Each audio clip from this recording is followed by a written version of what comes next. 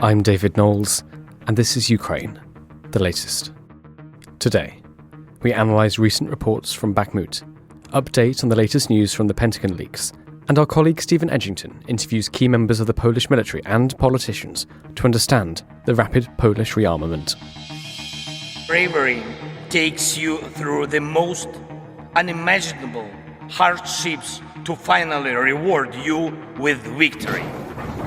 This hideous and barbaric venture of Vladimir Putin must end in failure.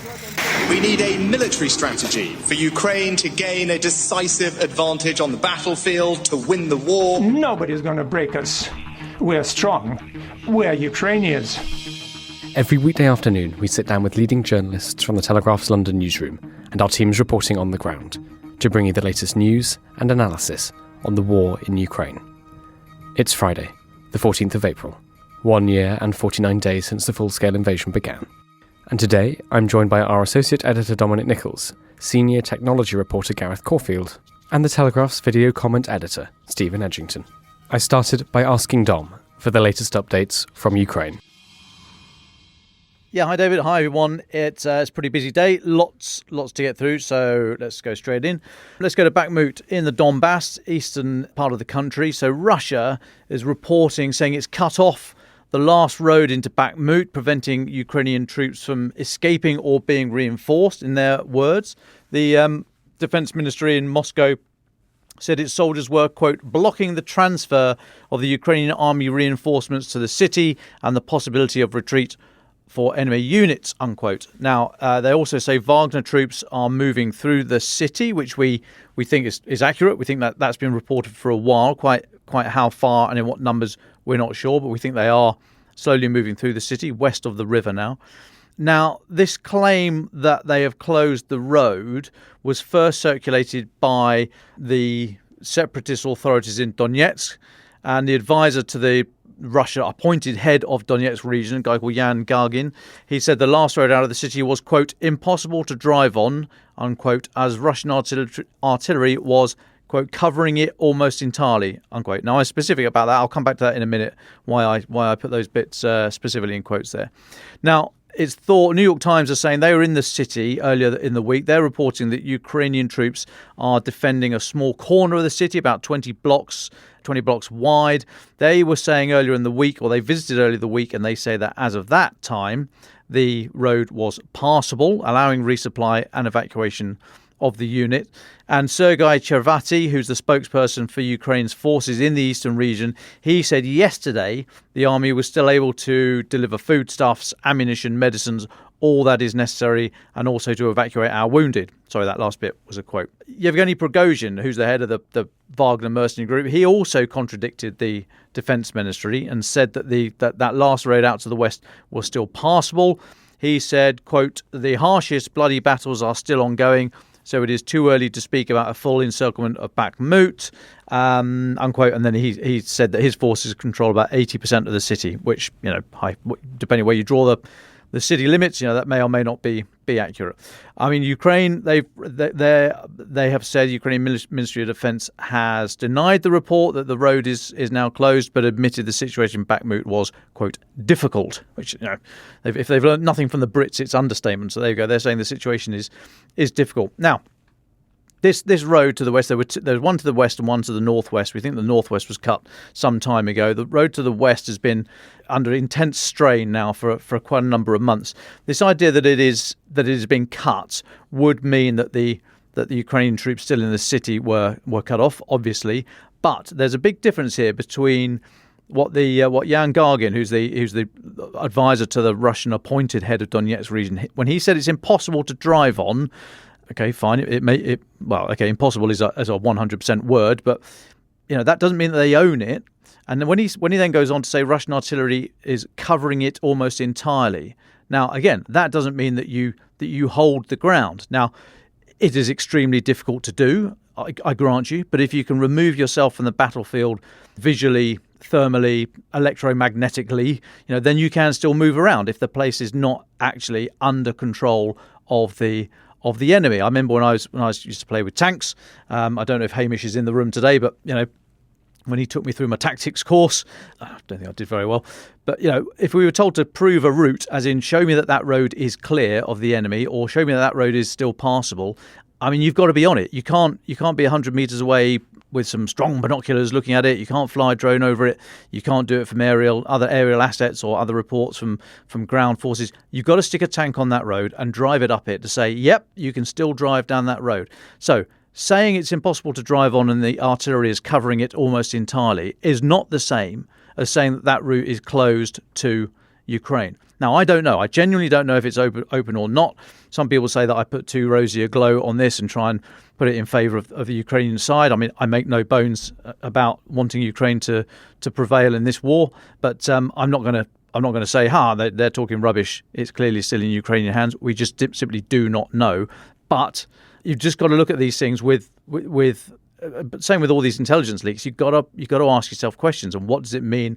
What are they saying? Why are they saying it? So on and so forth. I remember a commander we were talking about knowing something, the ground truth as it's called, and a senior commander once said to me, look, don't tell me what times the sentries are going around the base, don't tell me what the route the sentries take around the place, don't tell me when you expect them around the place. You've got to smell the piss on the tree. You've got to be there and tell me where these people are, so you see them with your own eyes. You know the route they're taking. There's nothing to substitute ground truth by being there and reporting what you see and what you experience. So we don't know exactly what's happening in Bakhmut. I take it with a slight pinch of salt that road is no longer open, if the best they can come up with is saying it is covered by artillery almost entirely. I mean, very dangerous, but things can still get through. I've got some other updates, but I'll take a little pause there because I've been speaking for quite a while, and just to see if you want to come back on anything there, David. Yeah, that's very interesting. Thanks, Dom. I guess my sort of, if you were to try and boil down your thoughts on the battle for Bakhmut, we it's been going on for months and months and months now. We've had quite a few false reports over the past 6 weeks of Russian sources saying things like, well, we've captured this, the city is about to fall. It still hasn't. How do you see the shape of the fighting there? Do you think you can discern where we might be in a week or 2 weeks, or is the fog of war for you still too thick? Well, I mean, there's huge fog of war, i.e. we don't know exactly who's where and what the progress is each day. But we can take a step back and look at this and say that this city of very limited strategic and operational value, i.e. doesn't really go anywhere. It's not a major rail hub. It's a piece of ground. You clearly want to take that, whichever side you're on, but it's not in and of itself hugely significant. It has been fought over 4 months at great cost to both sides. And the idea seems to be that Russia had chosen to fight on this ground either for the internal machinations between the Wagner Group and the Russian MOD, or for whatever reason to try and have some sort of victory at the year-long anniversary, maybe now on the May the 9th Victory Day parade, traditional Victory Day parade in Russia. So we don't know quite why Russia invested so much in this area, but they've lost a huge amount of personnel and equipment. And it seemed to be, and this was backed up by reporting in recent weeks actually from the Ukrainian senior military and political figures, that they were content to fight for it as well and reinforce it because it was comparatively costing Russia dear. And they wanted, the big thing here is not so much the ground, or rather Russia seemed to be fighting for the ground and Ukraine seemed to be fighting for the benefit to the relative strength that they were achieving by it, i.e. the figure of about 9-1. So for every 9 Russians killed, there was 1 Ukrainian killed. Now that's a brutal calculation, but that's what military commanders have to do. How much is that objective worth to me in terms of blood? Literally, that's these thoughts are discussed. And how many people am I going to put into that fight and potentially lose for the purpose that I want to get out of it? And up till now, it's obvious that Ukraine have said, well, it's still in their interest to keep fighting for it, to wear down the Russian forces in advance of any potential counteroffensive or just to push the Russians back. Now, the question is, at what point, because Ukraine is a smaller force, Ukraine has a smaller force, so at what point do they go from losing muscle to actually losing bone? Are they really biting into the Ukrainian forces? And if they're having to use reserves and deploy reserves that they might otherwise want to have kept back, well rested, carry on training, keep them equipped for the counteroffensive, that is a difficult calculation to make. If you're starting to use those people and biting into, as I say, the bone and not just the muscle, then that might be the time to say, right, it served its purpose. It's now time to get out in good order. I'm not suggesting that's what's happening, or even if they're at that position yet, but these are the kind of calculations that will be going through the minds of General Zaluzhny, the head of Ukraine's armed forces, within the political context and guided and assisted by President Zelensky and the international political appetite about what is acceptable to Ukraine in the longer fight. Thanks very much for that, Dom. Can we move on and talk a little bit about a story we've retopped the Telegraph's Ukraine live blog with? It's actually a story coming from the Washington Post. I'll just read the first few lines and just to get your reaction on it. Dom, it says, Russia's clandestine Spetsnaz forces have been gutted by the war in Ukraine and will need years to rebuild, according to leaked intelligence documents seen by the Washington Post. Spetsnaz, these are special forces usually reserved for high-risk advanced missions, but leaked US intelligence suggests that Russian commanders were over-reliant on the units and deployed them in direct combat, where they suffered massive numbers of dead and wounded. This story, we've only just covered it, so we don't have to go too much into it, but what are your initial reactions, Dom Nichols? Yeah, so firstly, I mean, this came from the Pentagon Papers. Is that what we're calling them now? Pentagon Files, Pentagon Papers, the Discord notes. I don't know, whatever. But that lot. So we've got to say we're not sure how the validity of them, but let's take them at face value. And if this report says that the US have assessed that Spetsnaz have been used largely out of role and have suffered accordingly, that is of interest. Now, again, there's not a direct comparison. You can't say Spetsnaz, that's the same as UK Special Forces, that's the same as Delta and SEAL Team 6, etc., etc. There's no direct read across to JSOC and UKSF and so on and so forth. However, broadly that's what they are viewed as. Spetsnaz being the term for informer countries that were part of the Warsaw Pact for their special forces. So it's a bit of a generic term. But if we're talking SF troops, then this is significant. And why is that? Well, because they're generally SF troops, special forces troops, special ops forces troops, if you in the US parlance, a term I prefer to the British SF. I mean, they are smaller in number because they are much higher trained. I'm looking at it through Western eyes here, but I guess it would be broadly comparable for Russian Spetsnaz as well. I mean, generally slightly older. The average age, I think, in UK and US SOF, the Tier 1 SOF, I mean, you're talking early 30s. These are seasoned, experienced soldiers who then go into the special ops group. Many of them are married with kids. These are professional soldiers, professional fighters. They're not just sort of in it for a few years to have some fun, run around and leave. Not that there's anything wrong with that. But I'm saying they are more experienced soldiers, so you don't use them up on normal, quote unquote, what we in the British military very disparagingly might call Green Army missions. They're used for black missions. And why is that? Because they are so highly trained. They're very valuable. I mean, SF they should be I can't remember, it's a while ago since I looked at the principles of SF, but it's things like, they have access to the highest level of intelligence. Although one bloke did want to turn around to me and say, "Where's the intelligence?" I said, "Well, you're it, sonny. Go out and bloody find it." Anyway, access to the highest level of intelligence. They're used on the most sensitive missions, and they get the biggest book deals. I may have made that last one up, but they are very highly trained, and you use them on regular missions, regular traditional infantry type missions at your peril, because they do not have the organic, or firstly, they don't have the numbers. They wouldn't be used in the numbers that, let's say, an infantry brigade would have, and they are trained to a slightly different degree. So they're not going to be used to just docking into regular formations of indirect fire and all the rest of it.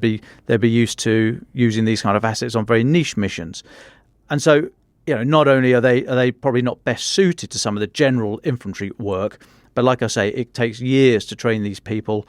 It takes years for people to become experienced enough to then realise that that's a path they want to take in the military. You don't just turn up and say, right, I want to go and be a special forces soldier, and because I'm great at running, jumping, climbing trees. I mean, there's much more to it than that. It's mainly a mental approach that you want to take your soldiering to another level. That as I say, you're generally slightly older in life. You've got more to lose, arguably, and yet you're still prepared to do it. So that getting somebody in that state of motivation, and then layering on the years of training, is quite something. You end up with a very specialised beast at the end of it, which you do not want to use up just on routine work. And if that's what they're doing here, if that's what Russia have done here, then it will take them years to recover that kind of capability. Thank you very much for that, Dom. There's an update on MiGs. Can you talk us through the MiGs? Yeah, MiG, so fighters, Mikoyan Gojovich, I seem to remember, the manufacturer. So this is so Germany has given approval to Poland's request to deliver 5 old German MiG-29 fighters to Ukraine. This is according to local German media. German Defence Minister Boris Pistorius, he made a statement. He said, "I welcome the fact that we in the federal government have reached this decision together." These jets, they're a hangover basically from the old East German's military fleet, the air fleet from East Germany, but they're still good, and there's 5 of them, so that is to be welcomed. Boris Pistorius said, so he said that bit, reached a decision together. This shows you can rely on Germany. Like, okay. Yep, well done, Boris. Yeah, rely on Germany, and maybe a little bit like the comment about the US, that the US will always do the right thing, having explored every other opportunity. But, it's a good thing that these MiGs are on the way. Thank you very much for that, Dom. I think we're just still waiting Gareth. So, Dom, can we talk a little bit about this story? It was flagged to us by a listener yesterday, but we've since looked into it, that the Ukrainian MOD has created a website for locals in the occupied territories to sort of learn the basics and the principles of partisan activity. You've been looking into this morning. Can you talk us through it? Yeah, so this website, it says it's been set up by the Special Ops Forces of the Ukrainian Army. They're calling themselves the Centre of National Resistance, and they're offering practical tips on how to resist. It's aimed at the parts of Ukraine that are under occupation at the moment by Russia, and they're offering on this website. They're offering medical advice, non-violent resistance, or how to do non-violent resistance, but up to and including things like how to neutralise tanks, how to carry out acts of sabotage, how to burn documents safely in a hidden fashion without being discovered. It also gives advice for people who have been given a summons to serve in the Russian army. So those Ukrainian citizens that now find themselves under Russian control for a time, those that have been given summons to serve in the Russian army, this website suggests what then to do, how to flag that to the Ukrainian government, and how to use the state project that does exist already for surrendering, this project called I Want to Live. So to flag that who you are, where you are, and it will talk about safe ways to make it known to the Ukrainian forces that who you are and you want to surrender. Now, this website has also launched its own newspaper for residents of the temporarily occupied territories. Now, this offers latest news from the Ukrainian underground. It's called Gazeta Sprotiv, Sprotiv, which means resistance. It's the resistance newspaper. It says it's the first underground national newspaper. I mean, do go and have a look. We are not endorsing their advice. We are not suggesting people should resist. We are not endorsing any of the techniques that are contained there in the website, on the website or in the newspaper. We are reporting its existence. We will continue to track it and try and talk to some of these people. It is a fascinating, it's a very professional website. I mean, it's quite clear about who they are and the contact details and what have you. So do go and have a look.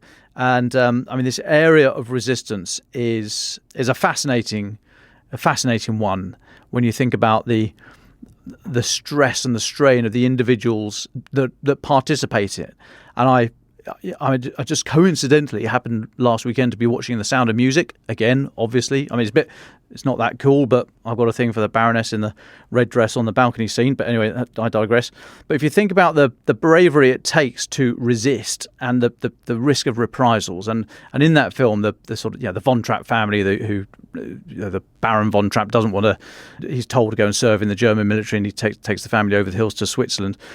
I mean, it is extremely difficult to survive in that situation.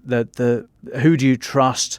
The constant state of hypervigilance is going to take a toll on your mental and physical health. It is extremely brave to decide to resist the invader. Even the smallest act of resistance, it all takes a toll. It's a fascinating subject. I advise people to go and have a look at this website. Have a look at some of the books on the SOE, the Special Operations Executive from the Second World War, the one by MRD Foote. I think I've recommended it before, but MRD Foote's History of the SOE is an absolutely fascinating book, very, very digestible. Do go and have a look at that, but think about the decisions these people must be making daily and the strain and the stress they're living under. But no, that's a fascinating website, and we'll try and get in touch with the people behind it. Thank you very much, Dom. Can I move to Gareth Caulfield, our senior technology reporter? Gareth, yesterday we spoke for a long time on your reporting around the Pentagon Leaks. I think that's what we're calling them. We published the podcast in the middle of the afternoon, late afternoon yesterday, and I think less than an hour later there was a rather huge update from the US. Can you talk us through what happened? Well, it's all as we said at the time, a rather fast-moving situation which emerged very rapidly, in fact, after yesterday's podcast. Do you believe it was a US government official announced that the chap we were discussing yesterday under the moniker OG, the Discord leaker, in fact is known, so that the American authorities claim, may be known as Jack Teixeira, a member of the intelligence wing of the Massachusetts Air National Guard, aged 21, and he's been arrested on suspicion of leaking these Pentagon file documents onto Discord, from where they were shared onwards onto other Discord servers and to ultimately other websites as well, including places like 4chan. Now this, I mean, we used the term yesterday as a bit of a head scratcher. This is just gets even more incomprehensible as time goes on. It turns out that the prime suspect here, Mr. Teixeira, is a 21-year-old Air National Guardsman, or in British parlance, he's an Air Force reservist, and he works for the State National Guard, which is their sort of territorial-based force. And it's really quite something that a 21-year-old has been fingered as the source of some of what some sources have described as the worst intelligence leaks since the Edward Snowden revelations a decade ago. The arrest itself was well publicised. I think there was something like 5 news helicopters circling Mr. Teixeira's back garden, or rather the back garden of his parents' home with whom he lived. The New York Times was able to identify him and publicise his identity and confirm it with US officials immediately before the arrest. And that was quite the journey for them, because they tracked his identity down by looking at the leaked photos that he took. So just to sort of recap for those who may not have been tuned in yesterday, the Discord leaker who've been issuing intelligence summaries about Ukraine to his internet friends on a chat app called Discord. He had been taking photographs of original documents using his mobile phone and posted them to his private chat server, where they were eventually shared onwards and outwards. And in the background of some of these pictures were little identifying details. You know, his parents had I think it was a marble countertop with a very distinctive pattern in the stone. There were features of the tiled floor, and the New York Times, together with investigators from Bellingcat, had compared those with photographs that Mr. Teixeira and his family members had taken of their own family home, and had drawn a conclusion from those photos that these were one and the same location. That is to say, the pseudonymous leaker OG was in fact Mr. Teixeira, or somebody living at the Teixeira family home. Now, of course, being British, we have the presumption of innocence, and we must clearly state that Mr. Teixeira has been arrested on suspicion of committing crimes. He has not been charged. He is presumed to be innocent, so we cannot state as a hard fact by any means that he is concerned in any way with the commission of offences for now. All we know is that he's been arrested and he's assisting the US authorities with their inquiries. But the questions that this raises are really quite far-reaching. You know, for example, why is a 21-year-old US Air Force reservist, why does he have access to such highly classified and sensitive materials? Now, during the course of these leaks, this was sort of up to if not quite up to the minute, certainly up to the week intelligence material, containing combat estimates on the relative strengths of the Russian and Ukrainian forces, weapon stockpiles, potential foreign support, or international political analyses of who is supporting Ukraine, who isn't supporting Ukraine, countries that are allegedly making out that they don't support Ukraine while shipping them arms, all that sort of thing. This is real explosive, high-caliber stuff. So the notion that a 21-year-old Air Force reservist in Massachusetts was able to just pick these documents out and take them away and photograph them and put them on the internet for his internet buddies is still astonishing. Now, one of the theories as to how this may have occurred is that Mr. Teixeira, so the theory goes, may have had access to what they call a burn bag, which is a means of disposing of confidential documents. You print the document, it's used for its intended purpose, and when it's finished, it's placed in a designated secure sack that's then taken away and incinerated. And the theory goes that, and I emphasise this is a theory and nothing more at this stage, if he had access to the burn bag, for example, if he was the person tasked with taking it away and placing it in the incinerator, then he may have been able to access the contents of the burn bag and remove some of these intelligence summaries for his own consumption. As I say, that is a working theory. It so happens to fit the facts, but we don't have that many facts to go on. The other thing about Mr. Teixeira is that he is what the US Air Force calls a cyber journeyman, which is a strange job title, I have to confess I've never encountered before, but on looking it up, it turns out that a cyber journeyman is what in civilian parlance we'd call a network architect, which is to say he builds and maintains computer networks. His job consists of everything from installing Wi-Fi routers to cabling to setting up software, sort of reasonably low-level technical work. Skilled in its own way, but not something that you would expect to be associated with high-level security clearances. So, that in summary is where we're at with the Pentagon Papers leak, the documents being spread on Discord and other internet chat channels. So far, we know that Mr. Teixeira has been arrested and is currently in US government custody. Thank you very much for that update, Gareth. Can I ask both of you then? I mean, we talked about this for a while yesterday, about the implications of the leaks, and speculated as to where we think it come from and there's the motivation behind it. With this new information, does that change either of your assessments of where we are? No, not really. I don't think it changes the assessment because I think we should assume that the vast majority, if not all of the information here is legitimate. So move that to one side. You then look at the means of which they were leaked. And the big concern for a security agency or an intelligence agency, for a government, would be, well, is there somebody still out there? Are they on the payroll of a foreign government? Are they still collecting data to be released at some future date? Now, in this case, it looks as if that concern is diminished. It looks as if what's been taken here has already gone. It's been used, it seems more for kind of bragging rights, really, in the Discord channel. But it looks as if, even if there was more stuff to come, more stuff that had been taken and not yet released, it's unlikely that it would now be released, partly because the alleged chief suspect is no longer near a computer, but also because I think it's done. Anyone else who might have access to this stuff is now, it's extremely unlikely that they'd be putting it out now, given the heat involved. That's not to suggest that it might never come out if there is some more stuff out there. But I think my feeling is, and I'm looking at Gareth here, my feeling is that this is probably, we can snip this one off here. This is probably the end of this particular incident. Thanks, Dom. Anything from you, Gareth? Yes, I tend to, I think, agree with Dom on this one. I think we could probably, for now, have seen the end of the ongoing flow of leaks. Material that's out there is now out there. That is, in effect, public domain information. Well, in fact, is public domain information. The prime suspect remains in police custody. He's not near a computer. And so far, none of the public information, the reporting from Bellingcat and the New York Times and the Washington Post and other outlets that have been following this one very closely, none of the reporting so far suggests that anybody else was originating this information.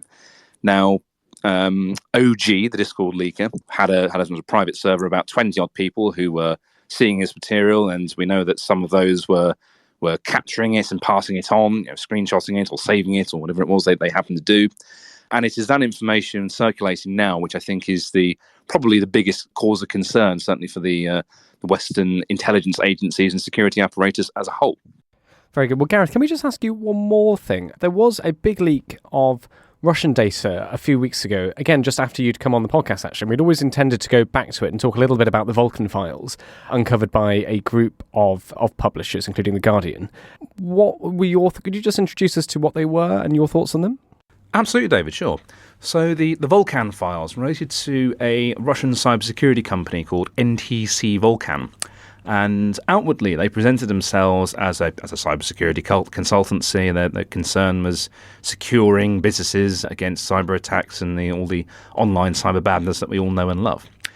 But it turned out that through the Vulcan files, which is a trove of documents leaked by a disgruntled person somewhere in Russia, that NTC Vulcan was actually quite tightly integrated with the Russian security services. If memory serves, it's the GRU.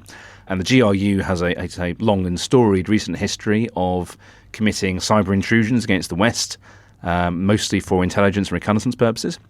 And it turned out through the Vulcan files that the company had, in fact, been training the GRU's agents to carry out these hacks. They'd set up cyber ranges for them. I think one of the most standout parts of the leaked files was that the cyber range included simulations of railways, and in some of the training scenarios included methods on how you might hack a railway, how you might cause trains to collide, how you might fiddle with points and switches that move trains from one track to another to cause them to crash into one another or derail.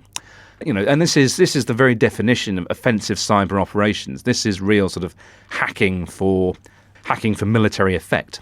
And one of the things, this cache of documents dated from the sort of mid-2010s or a 5 or 6 year period.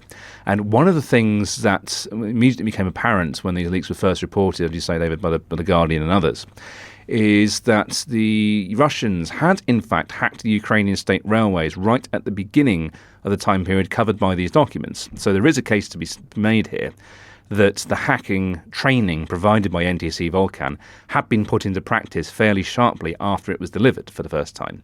That is to say that Russian cyber hackers had trained and practiced to carry out a railway hacking mission and had then done so in reality to the Ukrainian railways. Now, the ultimate effect of that hack wasn't big, as we've sort of learned over the last year and a bit.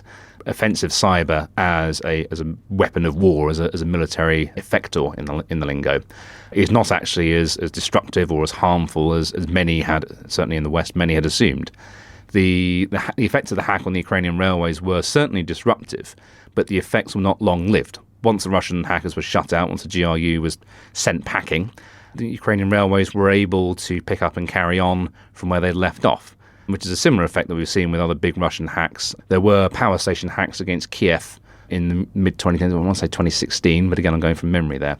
And, it was an eye-catching thing. They managed to black out the entire city for a duration of 3 hours. Now, if your aim is to say, look at the power of our hackers, look at the quality of the training that we can deliver with NTC Vulcan and others, a 3-hour hack or knocking out the railways for a couple of days is, it's not the biggest effect you could have. It's not on the same scale as dropping a bomb or causing large numbers of casualties. So that is the NTC Vulcan hacks, and it does lift the lid in quite a significant way on how Russia's cyber security industry has increasingly become co-opted into carrying out offensive cyber operations or assisting or enabling those offensive cyber operations against Ukraine and indeed against the wider West. We've seen research from particularly Thales, the French defence conglomerate, and others suggesting that Russian hackers are now turning their attentions further afield into Poland and the Baltics and other countries that are providing material support and assistance to Ukraine. And one of the questions that arises from these from these leaks is that, yes, but aren't we doing the same in the West? Don't we have a well-developed cyber-industrial complex that is assisting our hackers? To which the answer is not really. Most of the Western cybersecurity industry really does what it says on a tin, which is to say cybersecurity. Now, of course, the skills overlap. The ability to, and the know-how to commit intrusive cyber operations is inherent in the fact that if you know how to defend, you know how to attack. But it is, certainly in the UK, it is illegal to commit an act of offensive hacking unless you are part of the government. That is to say, part of, for example, the National Cyber Force based up at Salisbury, and not very many other places, obviously. The agencies, GCHQ, MI5, MI6, Otherwise, there is no real legal framework through which a private sector organisation can carry out offensive hacking. Now, the laws certainly differ in America, for example. There are examples, plenty of examples, in fact, out there of American cybersecurity companies being able to do more than British companies could do, or other countries in Europe, for example. But that still stops a long way short of offensive cyber action. So I think the conclusion that we should be drawing from this is that the Russian cyber security industry may well have their own country's best interests in heart, but they certainly take it to a much greater extent than we do here in the West. Thank you very much for that update, Gareth. It's really good to have you back on, and especially 2 days in a row. Really good to hear your thoughts. Dom Nichols, final updates, and then we'll go to our final thoughts. Well, sorry, my final update is my final thought. I'll just draw your attention to some diplomacy happening in and around China. So, German Foreign Minister Annalena Baerbock is in China now. She's meeting her opposite number, and she said at a press conference, no other country has more influence on Russia than China, and urged the Russian aggressor to stop the war. And she said, quote, "It is good that China has signalled its commitment to a solution, but I have to say frankly that I wonder why the Chinese position so far does not include a call on the aggressor Russia to stop the war," unquote. I mean, quite punchy comments when you're over there, well, anywhere really, but at that level. But when you're hosted by China, I mean, she's known to be pretty pretty forthright in these views. I think she and Boris Pistorius, the defence minister, they're the tough guys, if you like, in German politics at the moment. So she doesn't pull her punches. Now, at a joint press conference, so Qin Gan, who's her opposite number, that's China's foreign minister, he said, regarding the export of military items, China adopts a prudent and responsible attitude.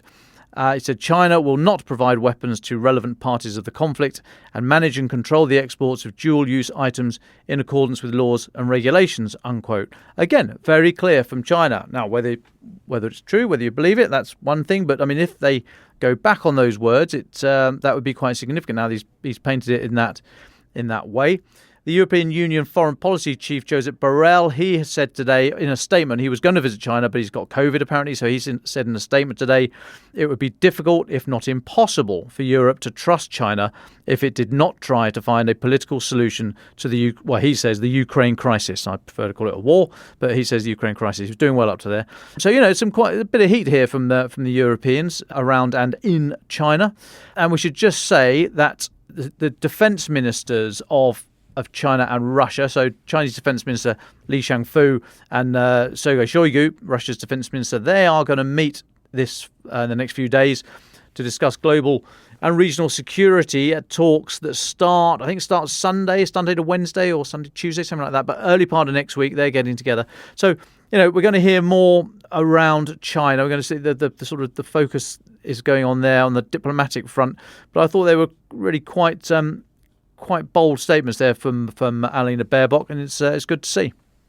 Absolutely. Just one thing to add there, Dom. While we've been speaking, we've had an update to the blog on a Chinese issue as well, which is China's accused Poland of meddling in its affairs after the Polish Prime Minister, Mateusz Morawiecki, said during a speech at the Atlantic Council think tank in Washington that if Ukraine is defeated in its war with Russia, China may decide to invade Taiwan shortly afterwards. The Chinese have really gone for him and have said, quote, any attempt to use the Ukraine issue as a pretext to insinuate a relationship with the Taiwan issue is political manipulation with ulterior motives, mindless trampling on the principle of respect for national sovereignty and territorial integrity, and flagrant interference in China's internal affairs. We've said a few times on this podcast that the Taiwan issue for China is always in the forefront of their strategic mind. So it's interesting to see their reaction if other people make that point as well. So I just thought I'd add that because that's come out as we've been speaking. Gareth, can I come to you for your very final thought as our guest? You've been on the podcast twice this week with a lot of updates. How would you sum up what we've seen over the past week?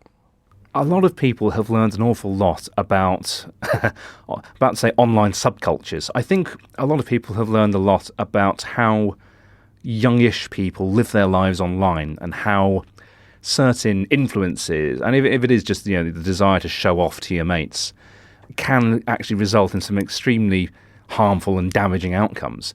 I mean, fundamentally, the Discord leaker, the Pentagon files, comes from the same motivation that spurs us on to want to win an argument in the pub. But the trouble is, you're not doing it in the pub, you're doing it online, where those files can exist potentially forever and are immediately out of your control the moment you share them. So, yeah, it's going to be an interesting ride for young Mr. Tixera from here on in. Thank you, Dom and Gareth. Now, here's our special report on the state of Poland's armed forces with our video comment editor, Steven Edginton. Poland is arming.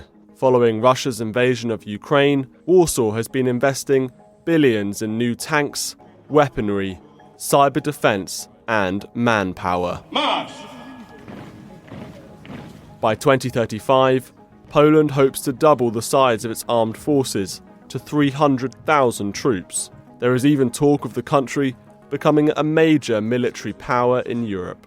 My name is Steven Edginton and I'm a reporter from the Daily Telegraph. I'll be travelling across Poland to try and understand whether the country is ready for war. I began in the city of Olsztyn, 3 hours north of Warsaw, where a major army recruitment fair was taking place. Do you think Poland is ready for war? Yes, definitely yes. We are ready and we are doing everything to avoid it. This is Michael, a colonel in the 6th Airborne Brigade. We are working hard to avoid this conflict, but if any of our enemies would try to fight with us, we are ready. Is Poland becoming a new military superpower in Europe? From the regional point of view, I would say yes. In the eastern flank of NATO region, we are one of the main forces, so we are not a global power. But in this specific region, the northern part of the eastern flank of NATO, Baltic Sea region, I would say yes. So can you tell us a little bit about what you do here for the Polish military? Okay, so as you probably know, there's cyber threats all over the world. General Karol Moldena, Polish Cyber Command. It is known that for the last 10 years, Russia has been constantly conducting cyber information and hybrid operations just to, divide the world, or we can say make us weaker. And of course we felt and we still see the presence of the malicious actors trying to interact with our networks, military networks, but also networks from the critical infrastructure, for example. And that's the reason there was a decision made in 2019 that in Poland we should establish cyber forces. So your unit is relatively new. Do you see this as being part of Poland's wider strategy to prepare for war with Russia if this is an eventuality in the future?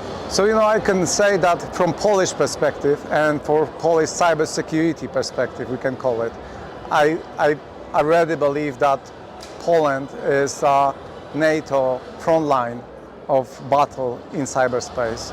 So there is huge amount of attempts of attacks to not only military networks but critical infrastructure. In order to enlist hundreds of thousands of new recruits into the Polish army, the authorities cannot solely rely on masculine displays of adventurism and warfare. They must tap into a willingness to fight for their sovereignty. Such patriotism may be running short in the West, but does it still exist in Eastern Europe? I asked just that to some of those here at the Army Recruitment Fair. So do you think that young people in Poland are patriotic? Many people not raised in a patriotic value in his family. But you are? Yes, I am. Yes. And when I young boy. You're prepared to die for your country? Yes, of course. I'm patriotic. I love my country and every single matter when I step. Do you think that Polish young people are patriotic? Yes, absolutely. I can see a patriotic boom right now because of the fact of the Russian invasion. I think from my point of view, nothing unites people more than the common enemy. So you think that Polish people are prepared to die for their country? Absolutely, yes. We proved that during our history and I think it's valid in modern days, yes, absolutely. After eating some soup in the mess tent, we witnessed some 600 fresh territorial recruits get sworn into the army. za sprawę mojej ojczyzny w potrzebie. Byście mogli godnie wypełniać żołnierskie powołanie. Amen. Poland has perhaps done more than any country to support Ukraine, both militarily and in terms of humanitarian aid. I visited some former members of the Polish Special Forces at a site just outside of Warsaw to witness their loading up of yet more kit ready to be driven to Ukraine. So, what is happening here today? Since the beginning of the Russian invasion of Ukraine, we've been supporting Ukraine. Michael Goras of the Polish National Foundation. Over 8 million Ukrainians have crossed the border into Poland. Consequently, we too want this conflict, which Putin started, to end on the ground there. Hence the full commitment, not only financially, but also hard work. Today, we are going there once again to be together with the Ukrainians on the ground. By 2035, Poland plans to spend £85 billion on weapons, whilst this year's defence budget was a record £18 billion. To discuss Poland's rapid increase in military spending, I sat down with the country's former finance minister. I started by asking Tadeusz Kozinski to give me an idea of how much money Poland was now investing in the military as a percentage of GDP. Well, we're going up to nearly 4% of our GDP. So we had for last few years about 2%, and now we're ramping up to 4%, and even at one stage we're probably forecasting will be nearly 5% of our GDP. And how does that compare to other European countries? 14 months ago, I was the Minister of Finance, and in the ECOFIN monthly meetings I had with all the ministers of finance in Europe, I was saying that we should have a golden rule for increasing public debt for military purchases, and all the other ministers of finance were saying no, we don't, we can't do that, but we can have a golden rule for the green economy. They didn't appreciate really what was happening in the world. So I was saying that if the whole of Europe was a jigsaw puzzle, and I could take the piece that's Poland and put it on the western side of Portugal, I'd also probably be talking about the green economy. But we are where we are, and we have to spend money to defend ourselves and to make sure that nobody has some silly ideas about attacking Poland. But the money we're spending is really on behalf of the whole of Europe. Now, your own family has been involved in fighting Russians for over a century. Do you see this as, for you personally and for Poland, this war in Ukraine as a continuation of that history of fighting Russia? Yes, absolutely. It's not just 100 years, because we're talking about the First World War and Second World War, but my great-great-grandfather was in the January uprising, and they lost all their assets, and they were very lucky not to have been sent to Siberia sort of 200 years ago. So this was against the Tsar? That's right. So nothing's really changed, whether it's the Tsar, whether it's the communist regime. It's a totally different mentality. They're imperialists, and that hasn't changed. Nothing's going to change. Poland's military expansion must be thought of within the context of the nation's history. People here still remember when Poland suffered under communist rule, and memories of Poland's horrific 20th century, in which the country faced numerous invasions, are still vivid in the minds of many Poles. Back in London, I spoke to the director of the National Army Museum, Justin Maciejewski, who explained Poland's historic role as the defender of Europe's borders. I mean, Poland's one of Europe's great powers, and its history goes right the way back to the 10th century. There have been moments in history where Poland has stood on the front line of Christendom, if you like, in its traditional sense of Europe, whether it was against the Tatars in the 14th and 15th century, or against the Ottoman Turks when they were at the gates of Vienna in 1683, or indeed in 1919, 1920, when the Polish fought against the Bolsheviks, what became the Soviet Union, to prevent, if you like, the communist revolution sweeping across Europe. And Poland won that war. And of course, here we see a Poland again today, standing on the front line of freedom in Europe in its stand with Ukraine and obviously against Putin's Russia. And I think the rearmament of Poland that we're seeing today is very much in the context of that deep history of Poland's role as a bastion of Europe. Putin's invasion of Ukraine comes just 30 years after the collapse of the Soviet bloc. I sat down with Marcin Rzeczki from the Polish National Foundation and asked how real the threat from Russia is to Poland. We lived in a sense of security, of well-being, of being able to plan what will happen to our children, how they will develop, finish school, what kind of job they will get. Now we have to think in terms such as whether the world in which our children will grow up in, will that world be a world of war? This is not an exaggeration on our part, because it has long been known de facto that the Russians will strike. The question is, in which direction?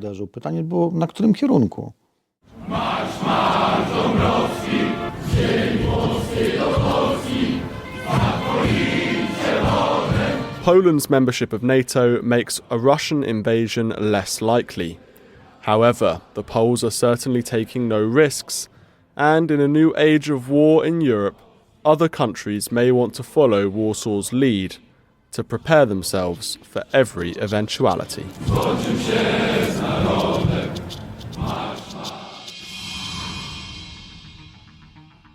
Ukraine the Latest is an original podcast from The Telegraph. To stay on top of all of our Ukraine news, analysis and dispatches from the ground, subscribe to The Telegraph. You can get your first 3 months for just £1 at www.telegraph.co.uk/Ukraine the Latest. Or sign up to Dispatches, our Ukraine newsletter, which brings stories from our award-winning foreign correspondents straight to your inbox. We also have a Ukraine live blog on our website where you can follow updates as they come in throughout the day, including insights from regular contributors to this podcast. You can listen to this conversation live at 1 p.m. each weekday on Twitter Spaces. Follow The Telegraph on Twitter so you don't miss it. To our listeners on YouTube, please note that due to issues beyond our control, there is sometimes a delay between broadcast and upload, so if you want to hear Ukraine the Latest as soon as it is released, do refer to podcast apps. If you enjoyed this podcast, please consider following Ukraine the Latest on your preferred podcast app. And if you have a moment, leave a review, as it helps others find the show. You can also get in touch directly to ask questions or give comments by emailing ukrainepod@telegraph.co.uk. We do read every message. And you can contact us directly on Twitter. You can find our Twitter handles in the description for this episode. Ukraine the Latest is produced by Louisa Wells and Giles Gear, and today on Twitter, Claire Hubble.